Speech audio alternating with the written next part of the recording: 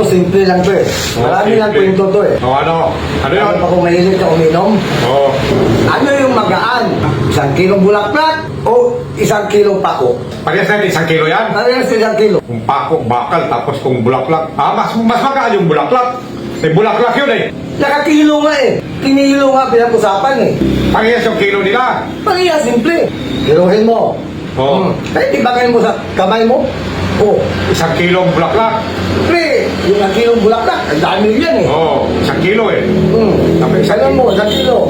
Nawag na mahulog. Oh, pako, 1 kilo. 1 kilo. Ano ang magaan? Sa pako o sa bulaklak? Ay, bulaklak pa rin ang magaan dyan. Bulaklak ang magaan. 1 kilo nga, makulit ito.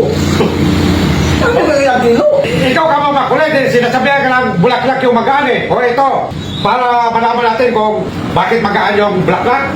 Ihagis natin sa tubig. Sa tubig, ilagay natin sa tubig para makita natin kung ano ang magaan. Kasi pag ilagay mo yung 1 kilong pako, lulubog yun eh. Mabigat yun eh, lulubog.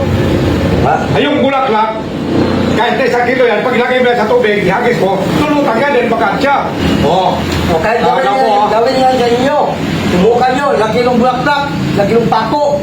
Magaan talaga yung bulaklak, kahit Gaan pantay talaga, sa 1 kilo. gaan talaga yung bulaklak. Dahil pag ihagis mo yan sa tubig, lulutang talaga yung bulaklak eh. Yung pako, lubog talaga yun. Eh, mabigat talaga yung pako, bakal yun eh.